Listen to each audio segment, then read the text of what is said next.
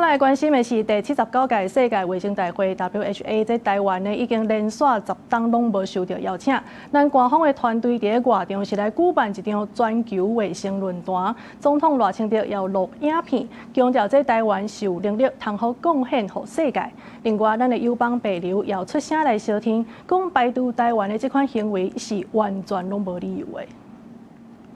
以色列上大英文報耶路撒冷郵報報道，咱衛福部長趙宗良的相片甲導書，台灣透過智慧醫療實力，甲第79屆世界衛生大會 WHO 出聲。衛福部世衛行動團佇場邊舉辦全球衛生系列論壇，做醫師的總統賴清德也以錄影的方式甲國際呼籲。By joining the WHO,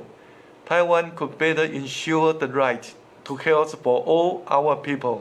and do even more to support the rest of the world. 雖然有11個邦交國提案相挺台灣，邀請台灣以觀察員的身份來參加，也毋過佇中國甲巴基斯坦聯手反對之下 ，WHO 落尾否決提案，互台灣連續10冬互人拒絕。台灣是中國領土不可分割的一部分，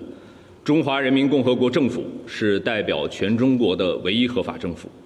世界衛生組織等國際組織處理涉台問題，必須按照一個中國原則來處理。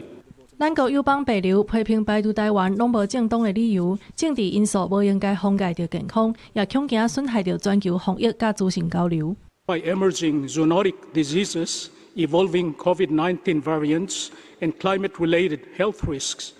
global health governance cannot afford gaps, excluding any capable and responsible partner, including Taiwan, creates precisely such a gap.